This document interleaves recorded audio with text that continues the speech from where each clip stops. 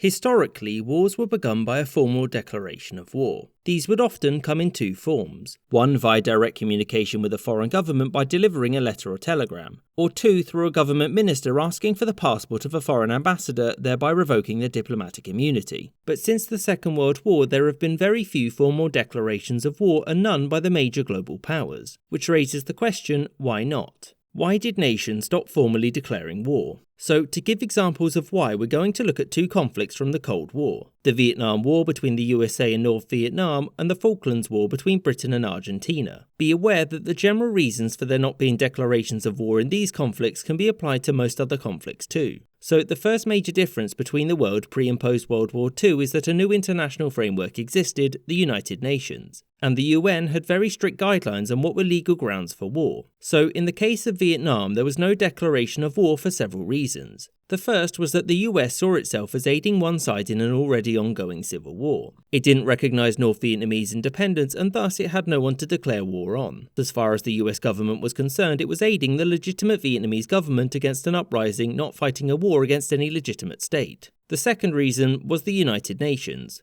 There was no way that the USSR was going to approve a war against a fellow communist state. And the third reason was that domestically there was no need to. You see, normally a declaration of war was needed to implement the draft, but for America, the draft from World War II had never technically ended. After the Gulf of Tonkin incident, in which a US destroyer in the region was attacked by Vietnamese patrol boats, Congress passed the Gulf of Tonkin Resolution, which gave President Lyndon B. Johnson the right to deploy troops for combat operations without a formal declaration of war. And after the Vietnam War, the US never needed to declare war because often its conflicts were much smaller, so no need for a draft. So what about the Falklands War? Why didn't Margaret Thatcher declare war on Argentina in 1982 after it seized the Falkland Islands? Thatcher did actually inquire as to whether or not a declaration of war was necessary, and she was told not to. And the reasons that she was advised against such action were simple. First of all, self-defense is a legal right according to the UN, and second, it would complicate relationships with neutral countries. Neutral states aren't allowed to provide arms for belligerents. Fighting nations can't use their territories or waters for transiting war materials, and they have to detain troops who enter their lands along with many other restrictions.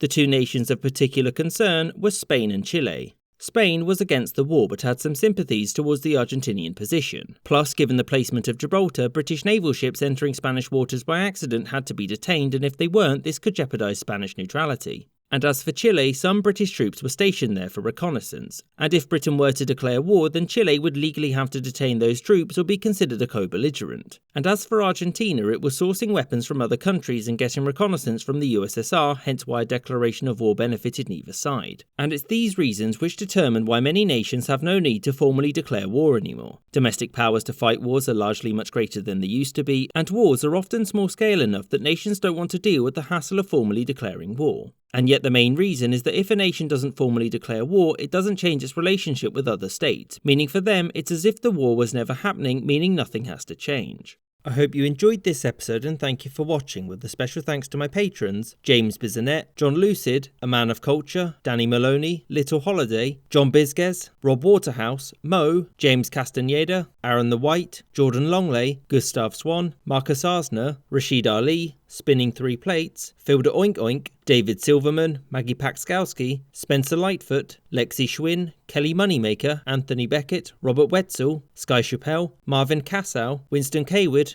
and Izzy? A declaration of police action just doesn't have the same ring to it.